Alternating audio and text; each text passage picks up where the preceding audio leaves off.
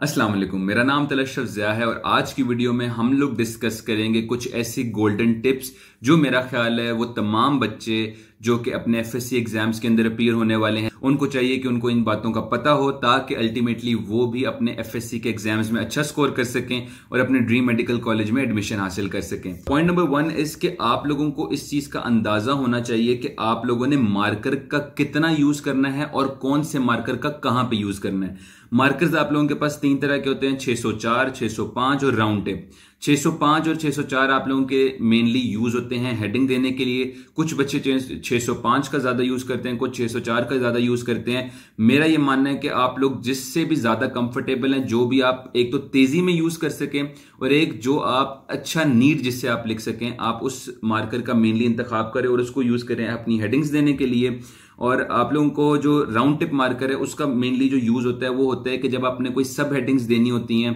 या जब आपने जो है कोई डायग्राम वगैरह यूज करनी है तो उसका यूज आपने वहां पे करना होता है। आप लोगों को पता होना चाहिए कि डिफरेंट मार्कर्स को कहां पे यूज करना है और उसका मेन जो यूज होता है वो ये होता है कि आपने अपने एग्जाम को नीट करना है ताकि आपकी प्रेजेंटेशन इंप्रेसिव हो, आप लोग इंपॉर्टेंट पॉइंट्स को हाईलाइट कर सकें और जो आप लोगों की डायग्राम्स है उनको भी आप बोल्ड करके बना सके ताकि एक तो वो अपीलिंग लगे और जो भी एग्जामिनर है वो जब आपका पेपर चेक कर रहा हो तो उसकी नजर में पड़े कि भाई वाकई इस बच्चे ने एक डायग्राम ड्रॉ की है और बहुत अच्छी डायग्राम ड्रॉ की है।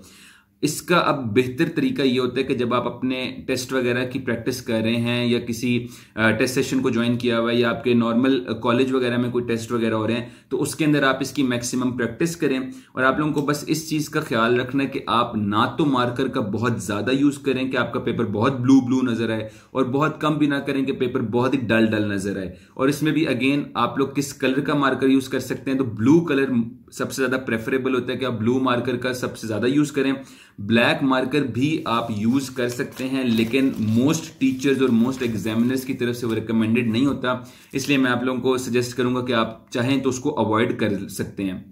इसी तरह पॉइंट नंबर 2 इज कि आप लोगों को वर्डिंग का पता होना चाहिए कि मेनली जो वर्डिंग आप लोगों के आंसर की होती है उसको आपने कोशिश करना है कि उसको बुक के अराउंड ही रखें, क्योंकि आपके एग्जामिनर्स और आप लोगों की जो कीज वगैरह हैं उन्होंने अल्टीमेटली आप लोगों की बुक को ही फॉलो करना होता है। 100% आप लोगों को रट्टा लगाने की जरूरत नहीं है कि जी वर्ड टू वर्ड ही याद करें और जहां पे फुल स्टॉप लगा है वहां पे फुल स्टॉप लगाना है, जहां पे कॉमा लगा है वहां पे कॉमा लगाना है। मेनली आप लोगों ने सिर्फ कीवर्ड्स याद करने होते हैं किसी भी पैराग्राफ किसी भी सेंटेंस के और उन्हीं कीवर्ड्स को आपने हाईलाइट कर देना होता है ताकि एग्जामिनर की उस पर नजर पड़े और उसको पता हो कि हाँ यार इसने बुक वाला ही सारा कुछ लिखा हुआ है।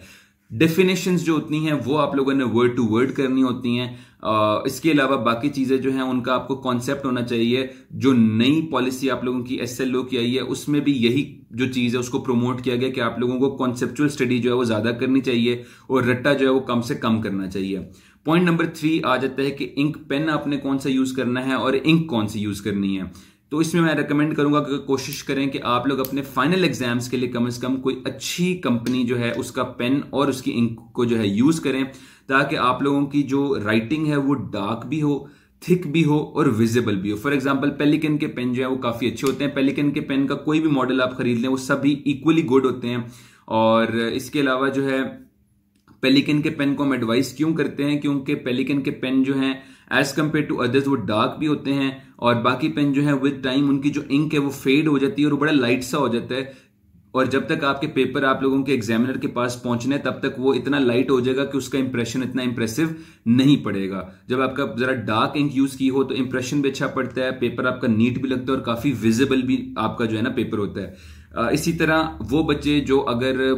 पेलिकन की इंक या पेन अफोर्ड नहीं कर सकते तो उनको मैं यही रिकमेंड करूंगा कि पेन आप चाहे कोई सा भी यूज कर लें, इंक आप अगर कोई ब्लू यूज करें फॉर एग्जांपल डॉलर की इंक यूज करें तो उसके अंदर कुछ कतरे जो है आप ब्लैक इंक के भी डाल दें ताकि आप लोगों की इंक जो है वो थोड़ी सी डार्क हो जाए, बहुत ब्लैक भी ना हो जाए लेकिन थोड़ी सी डार्क हो जाए ताकि आपका पेपर जो है वो स्टैंड आउट कर सके।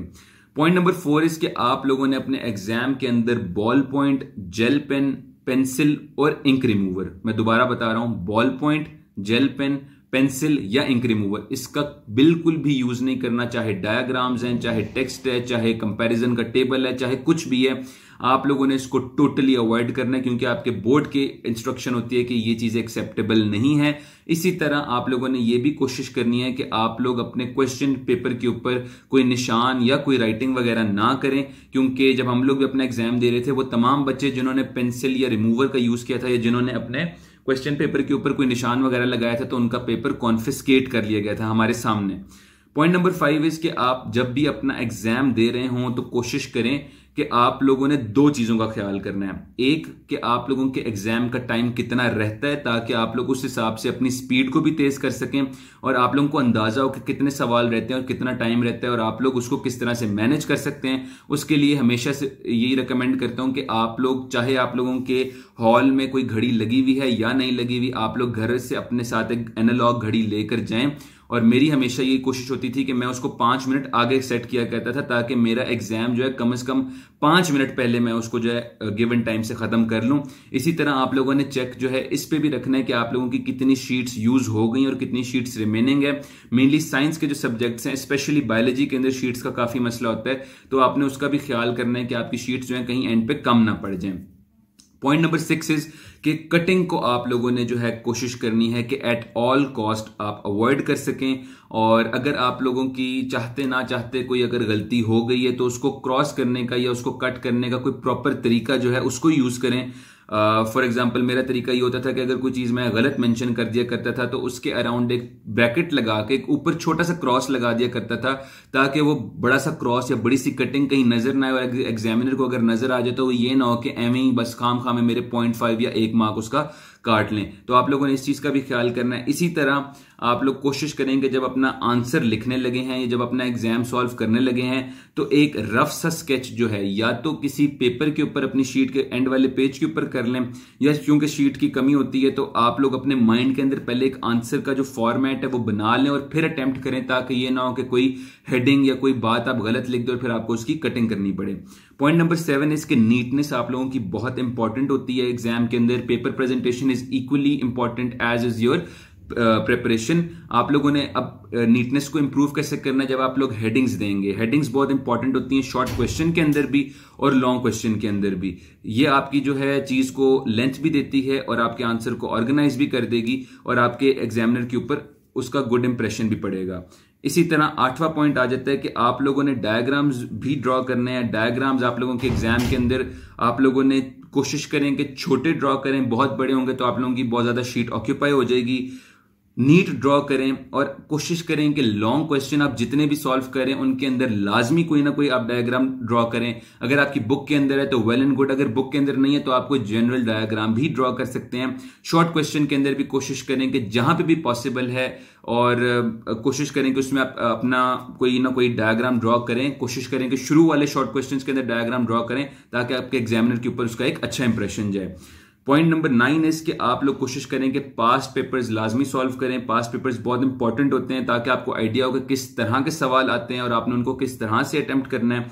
इसी के साथ आप लोग डिफरेंट पब्लिशर्स या अकेडमीज की आप लोग जो ऑब्जेक्टिव सीरीज को भी यूज कर सकते हैं। अगेन आप लोगों की एमसीक्यूज और शॉर्ट क्वेश्चन और लॉन्ग क्वेश्चन की प्रैक्टिस के लिए इंतहाई इंपॉर्टेंट, और साथ ही साथ बहुत ज्यादा इंपॉर्टेंट होता है आप लोगों का प्रैक्टिस करना टेस्टों की भी, और मोस्ट इंपॉर्टेंट एफएलपीज। जब आप एफएलपीज की प्रैक्टिस करेंगे तो वही तमाम पॉइंट्स जो मैंने इससे पहले आपको बताए हैं आपकी इस वीडियो के अंदर, वही चीजें जो है आप लोगों की मजीद एनहांस होंगी। जब तक आप लोग प्रैक्टिस नहीं करेंगे, जब तक आप लोग एफएलपी सॉल्व नहीं करेंगे, तब तक ये हवाई बातें ही और इनको बताने का कोई फायदा नहीं है। जब आप इनको यूज करेंगे तो वाकई इनका आपको आपके एग्जाम में फायदा होगा। And last point and the most important is कि अल्लाह ताला से हमेशा दुआ करें, अपने पेरेंट्स की दुआएं हमेशा लें और अपने टीचर्स की दुआएं भी लें और उनकी मैक्सिमम गाइडेंस लें। और आप लोग को इस बात पर यकीन होना चाहिए कि अगर